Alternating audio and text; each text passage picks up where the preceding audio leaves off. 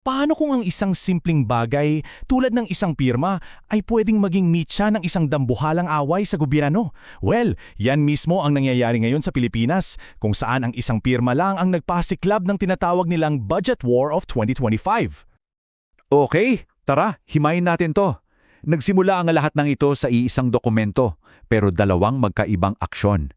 Sa isang sulok, si Martin Romualdez, tandaan nyo, hindi pumirma. Sa kabilang sulok, si Cheese Escudero, pumirma. At yang simpleng pagkakaiba na yan, dyan na nagsimula ang buong kontrobersya. Dito natin makikita kung paano yung isang bagay na kasing simple ng pagpirma sa papel ay naging isang political weapon.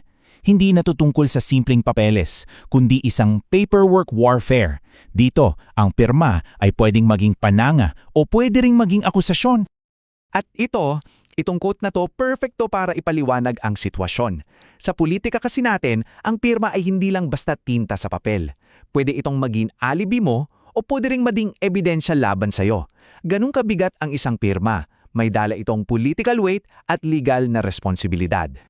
Okay, so para maintindihan natin kung bakit naging ganito kalaking issue to, kailangan muna nating balikan yung basics. Paano ba dapat ang tamang proseso ng budget? Ano ba ang rules of the game? Ngayon, ito ang sentro ng buong kwento. Ang Bicameral Conference Committee o BCAM. Isipin niyo ito bilang isang high-stakes meeting room kung saan pinag-aayos ng mga taga-House at taga-Senate yung magkaibang version nila ng budget. Dito nangyayari lahat ng negosasyon at dito rin madalas isinisingit yung mga kontrobersyal na items. At napaka-importante ng prosesong to. Sa normal na takbo, ang mga miyembro lang ng BCAM Committee ang pumipirma sa report. Ang Speaker at ang Senate President, ang pinipirman lang nila ay yung final na bersyon ng buong bill na ipapadala sa Presidente. Kaya yung ginawa ni Escudero na pagpirma sa committee report, malaking paglihis yun sa nakasanayan. At dito na tayo sa pinakapuso ng away. Dito natin makikita kung paanong yung pagliban ng isa ay naging depensa niya, habang yung presensya naman ng isa ay naging ebidensya laban sa kanya. Ang argumento ni Romualdez, napakasimple at by the book. Sabi niya, wala ako dyan, hindi ako kasama dyan, at hindi ako pumirma sa report na yan. Basically, sinunod niya yung tradisyonal na proseso, kaya kung may mga insertions man o mga isiningit na pondo sa komite, malinis daw ang kamay niya. So gets nyo? Yung mismong pagka-absent ng pirma niya sa dokumento, yun ang nagsisilbing legal at political na pader niya. Ito ang kanyang procedural armor. Dito naman pumapasok yung kabilang panig. Kasi, paano naman kung nandoon nga ang pirma mo sa report? Ano na ang ibig sabihin nun? At para kay Escudero, dahil nandoon ang pirma niya, sa kanya ngayon nakatutok ang lahat ng atensyon. At hindi to basta-basta ha, ang pinag-uusapan natin dito ay 142 bilyong piso. Grabe ha! At ayon sa mga kritiko, ito yung mga laman ng report na pinirmahan niya. Mga paulit-ulit daw na phases ng flood control projects, malabong project descriptions, mga proyektong walang eksaktong lokasyon. At ang pinakamatindi, pumirma raw siya sa isang report na may mga blanco pa. Sabi nila, ito raw ay mga classic na palatandaan ng pork at budget layering. Kaya yung pirma niya, para na raw kamay na nakahawak sa isang smoking gun. Okay, pero teka muna.